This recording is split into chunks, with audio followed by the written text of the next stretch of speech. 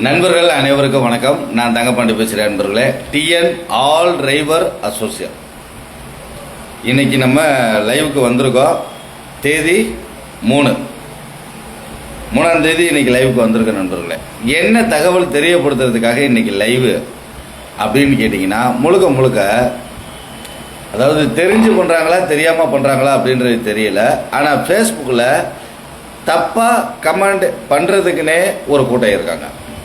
அவங்களுக்கு தெளிவாக தெரியணும், புரியணும், அவங்க கொஞ்சமாவது யோசிக்கணும் அப்படின்றதுக்காக தான் இன்றைக்கி இந்த லைவ். நம்ம ஃபேஸ்புக் கமெண்டில் ஒரு நண்பர் கமெண்ட் போட்டிருந்தார். என்ன அப்படின்னா, சமூக சேவை நீங்கள் சும்மா பண்ண வேண்டியது தானே, எதுக்கு காசு வாங்குறீங்க, சமூக சேவை சும்மா பண்ணுங்க அப்படின்னு சொல்லி கமெண்ட் போட்டிருந்தார். சரி, ஓகே. இந்த மாதிரி கமாண்டு போடுற நபர்களுக்கு தான் மெயினாக நான் சொல்கிறேன். அதாவது சரியாக கமாண்டு போடுற நபர்கள் இதை மைண்டில் நீங்கள் வச்சுக்க வேண்டாம். தப்பாக மட்டுமே கமாண்டு போடணும், குதர்க்கமாக பேசணும், இந்த மூளையை கலட்டி முட்டியில் வச்சு பேசுகிற மாதிரியே இருக்கிற, இந்த மனநலம் பாதிக்கப்பட்ட மாதிரியே கமாண்டு போடுற நபர்களுக்கு மட்டும்தான் இந்த தகவல். சரிங்களா? சமூக சேவை செய்கிறது சும்மா பண்ண வேண்டியது தானே, ரைட். சும்மா பண்ணுறதுக்கு எங்கள் அப்பே, தாத்தே, பாட்டே, முப்பாட்டே அப்படின்ற நபர்கள் இந்த ஆயிரக்கணக்கான கோடிகள், லட்சக்கணக்கான கோடிகள் அப்படின்றத என்கிட்ட இருப்பு பணமாக கொடுத்துட்டு, மகனே நீ ஊருக்கெல்லாம் அள்ளி குடுறா அப்படின்னு சொல்லிட்டு போகலை. உங்களை மாதிரி ஸ்டேரிங்கை பிடிச்சி வண்டி ஓட்டினாதே ஏன் குடும்பம் ஓடும். சரிங்களா? அதை முதல்ல நல்லா தெரிஞ்சுக்கிறணும். ஸ்டேரிங்கை பிடிச்சி வண்டி ஓட்டினாதே என்னோட குடும்பம் ஓடும். அப்படி இருக்கிறன்னா இன்னைக்கு பொது சேவைக்கு வந்திருக்கேன் அப்படின்னா, முழுக்க நம்ம இனம் கீழே கிடக்கு. நம்ம இனத்தினுடைய மாற்றத்துக்கு நாம் ஏதாவது முயற்சி செய்யணும். ஏன்னா இந்த துறையில் நான் சாப்பிட்றேன், இந்த துறையால் நான் வாழ்ந்துட்டு இருக்கேன். அப்படின்றப்ப இந்த ஓட்டுநர் துறை, இந்த டிரைவர்ன்ற இனம் கீழே கிடைக்க, இதுக்கு ஏதாவது ஒரு மாற்றத்தை கொண்டு வரணுன்றதுக்கான முயற்சி நான் எடுக்கிறேன். அது எப்படி எடுக்கிறேன்? என்னோட உழைப்பாக பார்த்துட்டு அந்த உழைப்பில் இருந்து கொஞ்சம் காசை எடுத்து போட்டு நான் முன்னாடி நின்று செய்கிறேன். இப்போ வரைக்கும் 13 லட்சம் ரூபா கடை வாங்கி போட்டு இந்த சங்கம் நான் ரன் பண்ணிட்டு இருக்கேன். அது உங்களுக்கு தெரியுமா? கமாண்டு பண்ணுற நபரே முதல்ல நல்லா தெளிவாக தெரிஞ்சுக்கங்க. 13 லட்சம் ரூபா கடன் வாங்கி உள்ளே போட்டு சங்கம் ஆரம்பித்தோம். எதுக்குன்னா, நீங்கள் சொன்னீங்களே சும்மா செய்ய வேண்டியது தானே அப்படின்னு. 2024 1வது மாதம் ஆரம்பிக்கும் போது சந்தாவே இல்லாத சங்கமாக கொண்டு வரணுன்ற நோக்கத்துக்காகத்தான் நானும் கொண்டு வந்து அதற்காக ஓட ஆரம்பித்தேன். 24 என்னால் தாக்கு பிடிக்க முடிஞ்சிச்சு. 25 6வது மாதம் அது வரைக்கும் வந்த கடன்கள் தான் இவ்வளவு. சரிங்களா?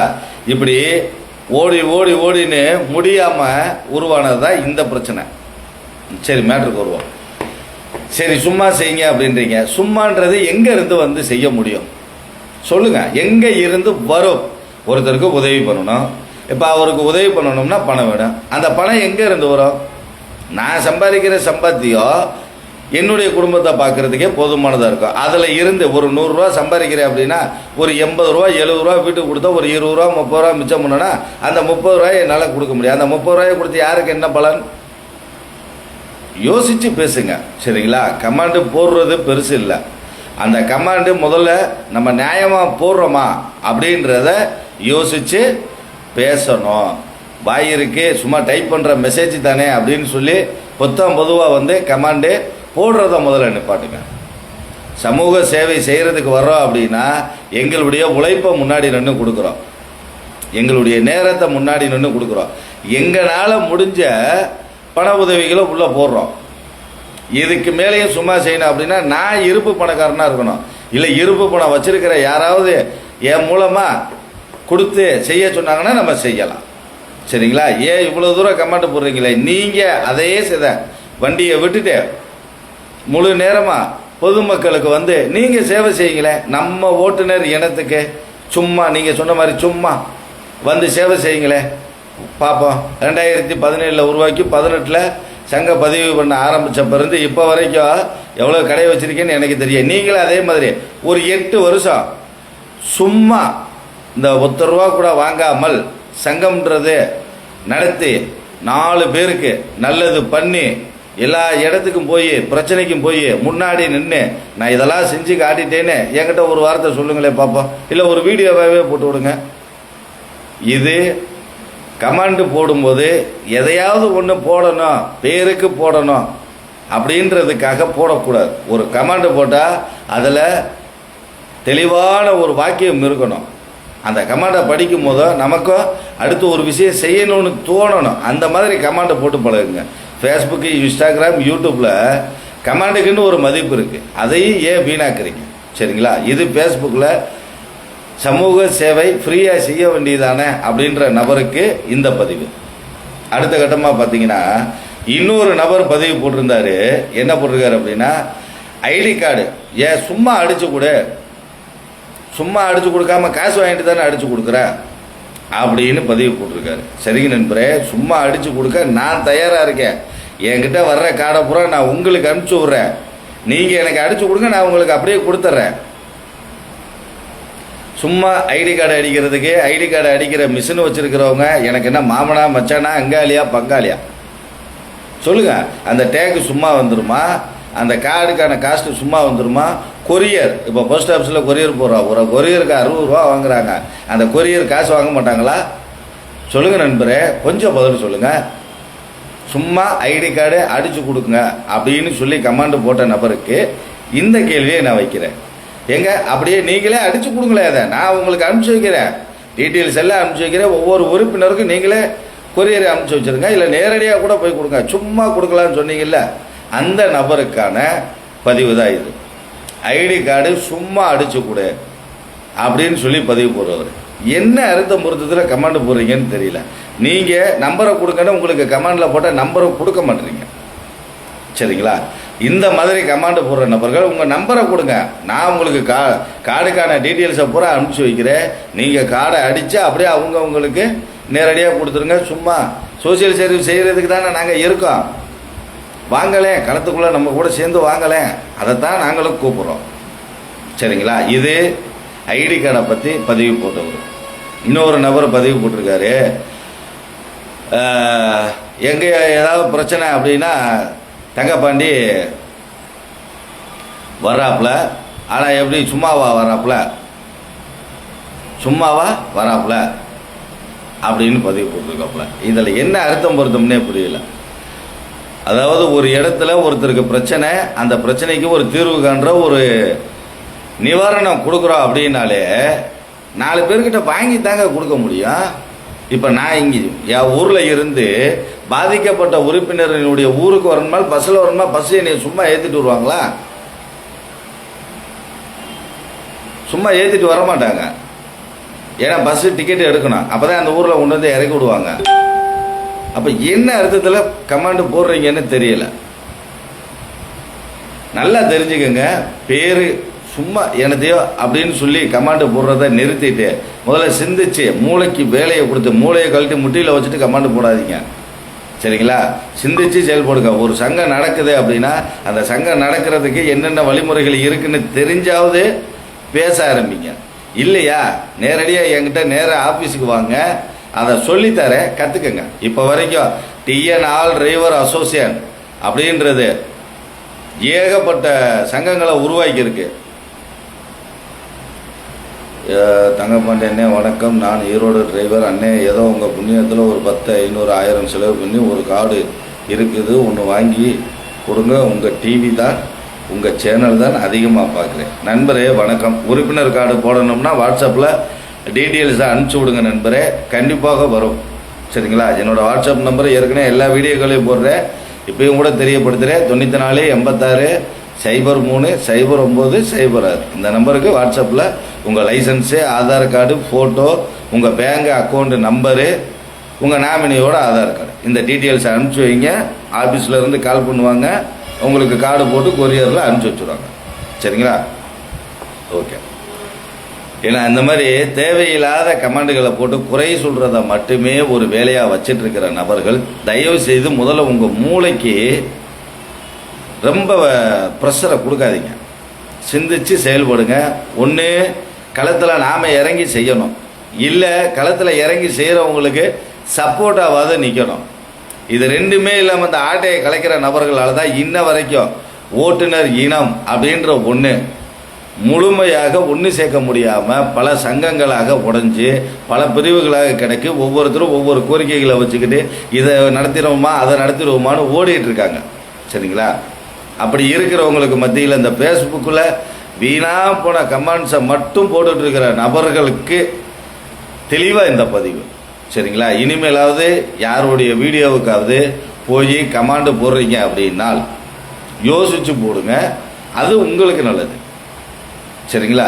அப்படி போடுற நபர்கள் தயவுசெய்து ஃபோன் நம்பரோட போடுங்க. ஃபோன் நம்பர் கேட்டால் போட மாட்டேறீங்க. அவ்வளோ தூரம் ஃபோன் நம்பரை கொடுக்கறது கூட யோசனையாக இருக்கிற நபர்கள் எதுக்காக கமாண்டு போடுறீங்கன்னு தெரியல. சும்மா பப்ளிக்கில் 4 பேர் பார்க்கணும் அப்படின்றதுக்காக போடுறீங்களான்னு தெரியலை. இனிமேல் செய்யக்கூடிய நபர்கள், கமாண்டு போடக்கூடிய நபர்கள் அந்த விஷயங்களை எல்லாம் தெரிஞ்சு புரிஞ்சு அதுக்கேற்ற மாதிரி கமாண்டு போடுங்க. சரிங்களா? நன்றி. இது ஒரு பக்கம், இது ஒரு கான்செப்ட் போகட்டும். ஏன்னா இந்த மாதிரி குறை சொல்லும் நபர்கள் இருந்துக்கிட்டே தான் இருப்பாங்க. ஒரு பழமொழி கூட சொல்லுவாங்களே, அதனால் அந்த நபர்கள் போகட்டும். அவங்களுக்காக நாம் இல்லை. நம்மளுடைய நோக்கம் நாம் இருக்கிற காலத்தில் சாகிறதுக்குள்ள எதையாவது ஒன்று ஒரு மாற்றத்தை கொண்டு வரணும் அப்படின்றது தான் நம்மளுடைய நோக்கம். அதுக்கான பணிகள் தான் ஓடிட்டு இருக்கு. இப்போ மெயினாக நம்ம லைவுக்கு வந்ததுக்கான முழு நோக்கம் என்ன அப்படின்னு கேட்டிங்கன்னா, நம்ம சங்கம் முழுக்க 2017 இருக்குது. நம்ம நண்பர்கள் எல்லாருக்குமே தெரியும். கிட்டத்தட்ட ஒரு 2.5 லட்சம் உறுப்பினர்கள் இருந்த சங்கம் இது. இப்போ 1,03,800 சில்லற பேர் இருக்காங்க. 2.5 லட்சம் பேர் இருந்த சங்கம் இடையில கொஞ்ச நாள் சங்கம் நடக்காததுனால இப்போ திரும்ப 2024 தான் கொண்டு வந்தால், அதனால் இப்போ வரைக்கும் 1 லட்சம் சில்லற பேர் தான் இருக்காங்க. அந்த தகவல்களை நண்பர்களுக்கு தெரியப்படுத்திக்கிறோம். நம்மளுடைய நோக்கம் நம்ம நண்பர்களுக்கு தேவையான உதவிகள், நம்ம ஓட்டுநர் இனத்தினுடைய வளர்ச்சிகள், நாளைக்கு என்ன நடக்கணுன்றதை இன்னைக்கு தீர்மானம் பண்ணி அதுக்கான வழிகளை கொண்டு வர்றது தான் நம்மளுடைய நோக்கம். சங்கம் அப்படின்னா ஒரே நாளில் ஒரே சொடக்கு போடுற நேரத்தில் தலைகீழ எதையும் மாற்றிடாது அப்படின்றத முதல்ல தெரிஞ்சுக்கங்க. சங்கம் அப்படின்றது ஒவ்வொரு கட்டமாக வளரக்கூடியது தான் சங்கம். இப்போ ஒரு சிறு சேமிப்பு சேர்த்து வைக்கிறோம். அந்த சிறு சேமிப்பு சேர்த்து இன்னைக்கு உண்டியில் காசு போட்டு நாளைக்கே அதை உடச்சி எடுத்துருவோமா? கிடையாது. அதே மாதிரி தெய்வத்துக்கிட்ட ஒரு 10 சூடத்தை வாங்கி பொறுத்து கோயில் இறைவ வழிபாட்டில் கோயிலில் போய் நின்று சாமியை கும்பிட்ட உடனே சாமி கண்ணுக்கு முன்னாடி வந்து வரம் கொடுத்துருமா? கிடையாது. ஏன் இதெல்லாம் நடக்க மாட்டேங்குது? அதுக்குன்னு காலம் இருக்குது. அந்த மாதிரி தான் சங்கம் அப்படின்னு ஆரம்பித்த உடனே இதை கொடுங்க அப்படின்னு சொல்லி அரசாங்கத்திட்ட கேட்ட உடனே அரசாங்கம் வந்து இது சரிங்கப்பா கொடுத்துருவோம்ப்பா அப்படின்னு சொல்லி வந்து கொடுத்துறாது. போராடணும். அவங்க கூட நம்ம போராடி தான் ஒவ்வொரு விஷயங்களையும் கொண்டு வர முடியும். இதுதான் சங்கம். முதல்ல ஒரு சங்கம்னா என்ன, அந்த சங்கம் என்ன செய்யும், சங்கத்தினுடைய நன்மைகள் என்ன, முதல்ல அந்த சங்கத்தில் உறுப்பினராக இருக்கோம் அப்படின்னா நாம் எப்படி இருக்கணும் அப்படின்ற விஷயங்களை நாம் தெரிஞ்சுக்கிறோம். அப்போ தான் ஒரு சங்கத்தில் முழுமையாக பயணிக்கிறதுக்கான அத்தனை தகுதிகளும் நமக்கு இருக்கும். அந்த சங்கம் உங்களுக்காக முன்னாடி வந்து அனைத்து வேலைகளையும் செஞ்சு கொடுக்கும். சரிங்களா? அதை தெரிஞ்சு புரிஞ்சு, ஏன்னா இன்றைக்கி நிறைய பேர் நைட்டில் தான் ஃபுல்லாக கால் வருது. என்னென்னு பார்த்தானே லோடு இறக்கலண்ணே, நேற்று வந்தேனே இன்றைக்கி வரைக்கும் லோடு இறக்கலை, என்னென்னு நீங்கள் கொஞ்சம் பேசுகிறீங்களா? என்ன சொல்கிறதுனே தெரில. நைட்டில் பூரா தூங்க விட மாட்டாங்க. 4 மணி 5 மணி. சரி, நைட்டில் முழிச்சிருக்கிறதே ஏதாவது ஒரு பிரேக் டவுனு ஒரு எமர்ஜென்சிக்காக கால் பண்ணுவாங்க அப்படின்ற கான்செப்டுக்கு ஃபோனை வந்த உடனே அடுத்தடுத்த நிமிஷம் எடுத்து பேசுகிறோம். அப்படி இருக்கும்போது இந்த மாதிரியான கோரிக்கைகள் நிறையா வந்துட்டு, தயவு செய்து ஒரு விஷயத்தை நல்லா புரிஞ்சுக்கங்க. நம்ம இனத்துக்காக போராடுறதுக்காகவும் நம்ம இனத்தினுடைய முன்னேற்ற வளர்ச்சிக்காகவும் தான் சங்கம் ஆரம்பிச்சிருக்கோம். நீங்கள் உங்களுடைய குறைகளை சொல்லலாம். அதுக்குன்னு ஒரு நேர காலம் இருக்குது. ஒரு குறைகளை ஒரு நபர்கிட்ட சொல்கிறோம் அப்படின்னா முதல்ல அந்த சங்கத்தில் நாம் என்னவா இருக்கோம் அப்படின்றது தெரியணும். 300 ஃபோனு 400 ஃபோனு ஒரு நாளைக்கு, காதில் ரத்தமே வருது. கதிர்வீச்சால் தாக்கி காதில் இருந்து ரத்தம் வருது. இவ்வளோ ப்ரெஷர் கொடுத்தா நாளைக்கு உங்களுக்கு தேவைப்படும் போது ஒரு அவசர தேவைக்கு நீங்கள் கூப்பிடும்போது கூட ஃபோனை எடுக்காத நிலைமை ஆயிடும். இப்போயே கால் ஃபார்வேர்டு போட்டு மற்றவங்கள நான் பேச வச்சிட்ருக்கேன். காரணம் என்னென்னா காது அவ்வளோ பிரச்சனைகள் வந்துட்டுருக்கு. தேவையில்லாத ஃபோன் ஒவ்வொருத்தரும் 1 மணி நேரம் பேசுகிறாங்க, தேவையில்லாததை சொல்லியே பேசுகிறாங்க.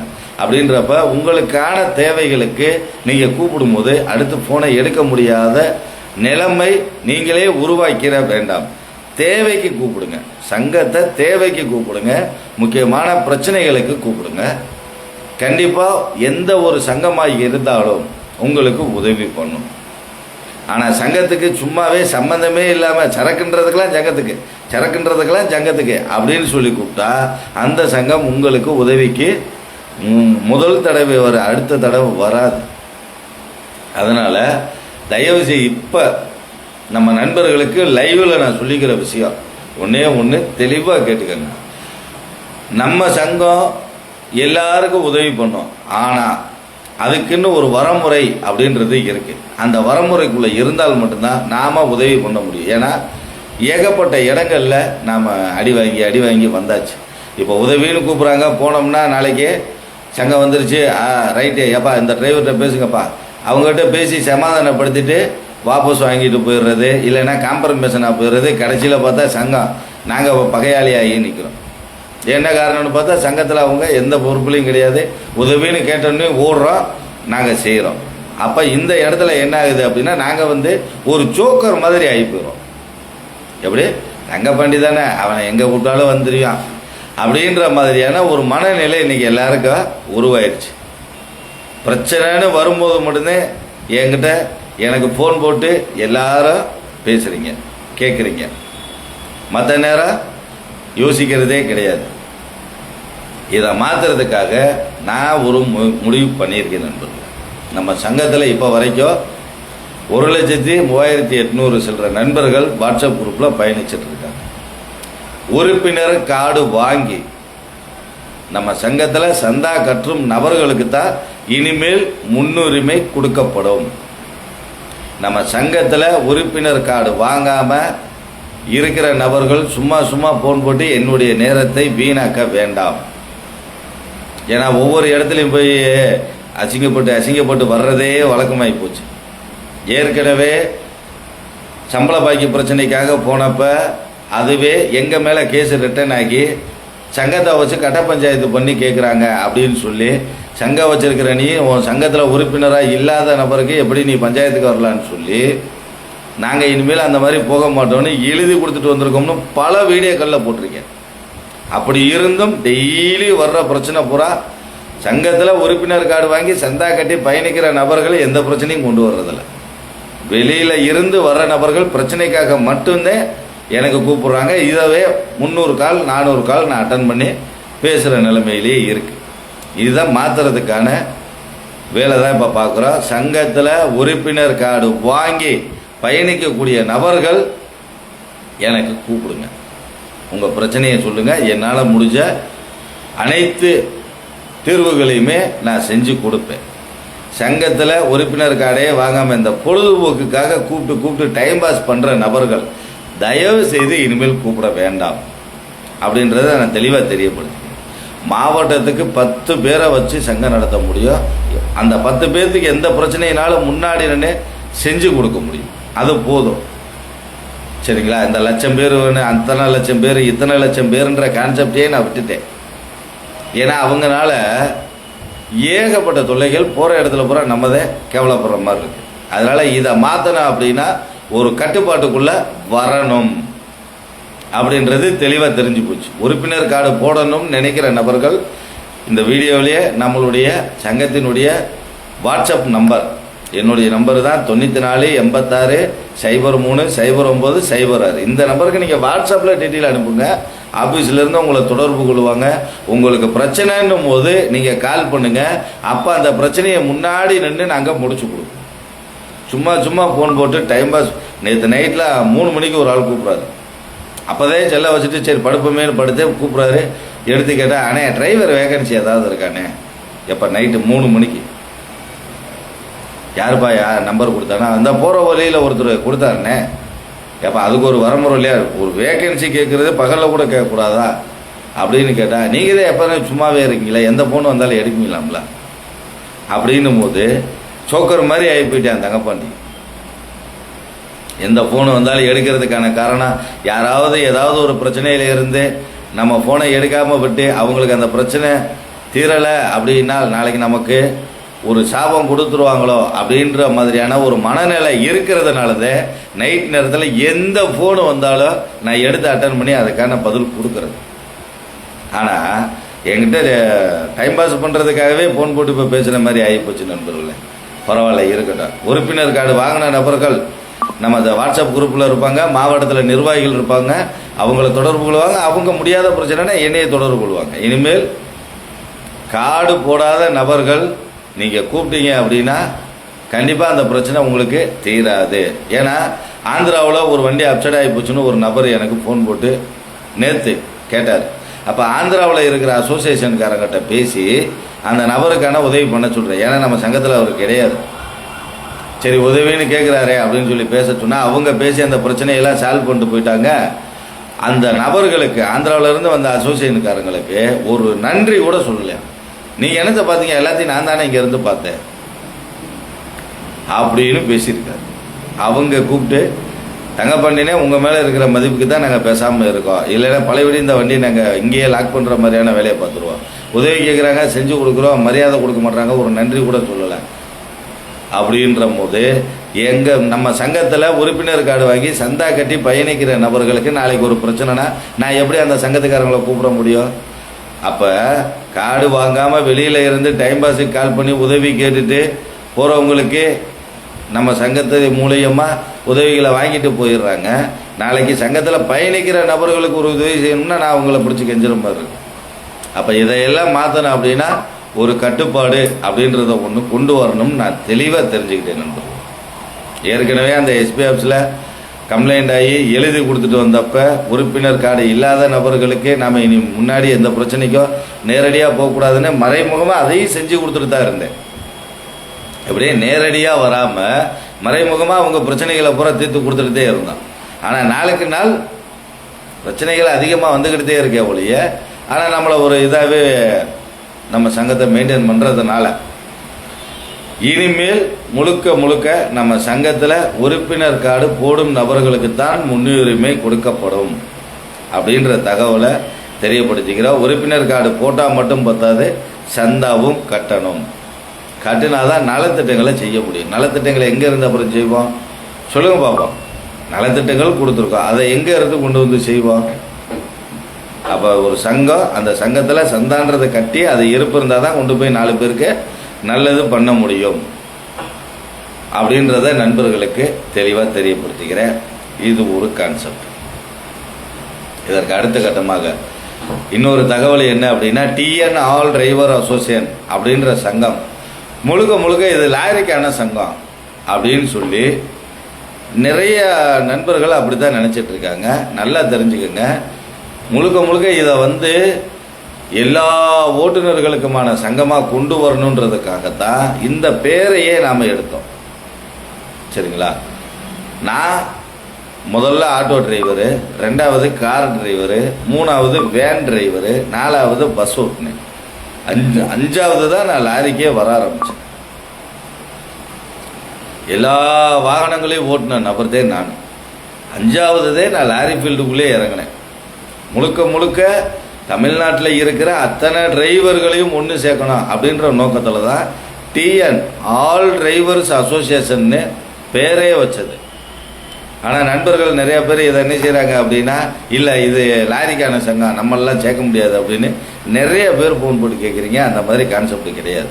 இனிமேல் நம்ம சங்கத்தில் ஆட்டோ பிரிவு ஒவ்வொரு மாவட்டத்தில் இருக்கிற நிர்வாகிகளும் யார் யார் அப்படின்னு சொல்லி அறிவிப்பு கொடுத்து அந்த வீடியோக்கெல்லாம் நாம் கொண்டு வருவோம். தனித்தனியாக இனி நிர்வாகிகள் கட்டமைப்பை நம்ம மாற்றி அமைக்கிறோம் நண்பர்களே. ஆட்டோவுக்கான நிர்வாகிகள் இப்போ ஒவ்வொரு மாவட்டத்திலையும் தலைவர், செயலாளர், ஒருங்கிணைப்பாளர் அப்படின்னு ஒரு 3 பேரை ஆட்டோ ஓட்டுற நபர்கள் அவங்கள பூராமே ஒவ்வொரு மாவட்ட வாரியாக நிர்வாகிகளாக நாம் அறிவிக்கிறதுக்கான முடிவெடுத்திருக்கோம். அதே மாதிரி தான் கார் ஓட்டக்கூடிய நபர்களுக்கும் தலைவர், செயலாளர், ஒருங்கிணைப்பாளர் அப்படின்ற கட்டமைப்பை தமிழ்நாடு முழுவதும் இருக்கிற எல்லா மாவட்டங்களுக்கும் நாம் கொண்டு வரோம். வேன் ஓட்டக்கூடிய நபர்களுக்கும் அதே மாதிரி தான் தலைவர், செயலாளர், ஒருங்கிணைப்பாளர்னு மாவட்ட பொறுப்புகள் போட்டு அவங்க தலைமையில் தமிழ்நாடு முழுவதும் இருக்கிறவங்கள பூரா நாம் ஒரு கட்டமைப்பு கொண்டு வரோம். பஸ் ஓட்டக்கூடிய நபர்கள், இந்த பஸ்ஸில் நிறைய வெரைட்டி இருக்குது. சுற்றுலா வாகனம் ஓட்டக்கூடிய நபர்கள் இருப்பாங்க, அவங்கள நம்ம தனி ரகமாக பிரித்து கொண்டு வர்றோம். அடுத்தபடியாக பார்த்தா மப்சல் பஸ் ஓட்டக்கூடியவங்க, அவங்க ஒரு தனி ரகம். அடுத்தபடியாக பார்த்தா ஆம்னி பஸ் ஓட்டக்கூடியவங்க தனி ரகம். அதுக்கப்புறம் இந்த ஸ்கூல் பஸ்ஸும் ஸ்கூல் வேனும் ஓட்டக்கூடியவங்க இருப்பாங்க, அவங்களும் தனி ரகமாக. அவங்களுக்குள்ளேயும் நாம் நிர்வாகிகளை போட்டு ஒவ்வொரு மாவட்டந்தோறும் நிர்வாகிகள் கட்டமைப்பாக கொண்டு வர போகிறோம். இது ஒரு ரயில். அடுத்து பார்த்தீங்கன்னா லோடு வண்டி, இப்போ சின்ன வண்டி எல்விசி, இப்போ இந்த ஆட்டோ, பிக்கப்பு, டெம்போ, இந்த மூணையும் ஒரு ரகத்துக்கு ஒரே கேட்டகரியில் கொண்டு வந்து அவங்களுக்கு ஒவ்வொரு மாவட்ட வாரியாக நிர்வாகிகள் பொறுப்பை போட்டு அவங்கள தனி ரகமாக பிரிக்கிறோம். அதுக்கப்புறம் பார்த்தா 6 வீல் லாரி, தமிழ்நாடுக்குள்ளே மட்டும் ஓட்டுற வண்டியை ஒரு ரகமாக நாம் பிரிக்கிறோம். இது போக ஒவ்வொரு மாவட்டங்கள்லேயுமே டிப்பர் ஓட்டக்கூடிய நபர்கள், அவங்களுக்குன்னு தனி நிர்வாகிகளை போட்டு அந்த கட்டமைப்பை நாம் தனியாக பிரிக்கிறோம். அதுக்கப்புறம் டேங்கர், அவங்கள தனி கட்டமைப்பு. கண்டெய்னர், அதாவது டெய்லர் இல்லாத கண்டெய்னர் ஒரு கட்டமைப்பாகவும் டெய்லர் உள்ள கண்டெய்னர் ஒரு கட்டமைப்பாகவும் நம்ம பிரித்து கொண்டு வரோம். டேங்கர் அதே மாதிரி தான் கொண்டு வரோம். பாடி வண்டி, ஓப்பன் பாடி வண்டி ஓட்டுறவங்க, அதர் ஸ்டேட்டு ஓட்டக்கூடியவங்களுக்கு நேஷனல் ஹைவே NHDUவில் நாம் தனியாக பிரிக்கிறோம். இப்போ நம்ம தமிழ் மாநிலத்தை தாண்டி கேரளா, கர்நாடகா, இப்படி வெளி மாநிலம் ஓட்டக்கூடிய நபர்களை பூரா national highway drivers union all over இந்தியான்னு நம்ம சங்கம் பதிவு பண்ணி வச்சுருக்கோம். இப்போ அதற்கு நிர்வாகிகள் போடுறதுக்கான பணிகளை நாம் ஆரம்பிக்கிறோம். அந்த தகவலையும் நண்பர்களுக்கு தெளிவாக தெரியப்படுத்திக்கிறேன். TN ஆல் டிரைவர் அசோசியேஷன் வச்சுருக்கிறதுனால தமிழ்நாடை தாண்டி வேறு ஸ்டேட்டுக்குள்ளே இந்த சங்கத்தை நம்ம கொண்டு போக முடியலை. அப்போ அதுக்கு என்ன பண்ணலாம் அப்படின்னு யோசித்து தான் நம்ம national highway drivers union all over India அப்படின்னு சொல்லி அந்த இதை நாம் பதிவு பண்ணி முடிச்சாச்சு நண்பர்கள். இப்போ இதற்கான பணிகளை என்ன செய்ய போகிறோம்னா, அதற்கு ஒவ்வொரு மாநிலத்துக்குமான நிர்வாகிகள் கட்டமைப்பை நாம் கொண்டு வர போகிறோம்.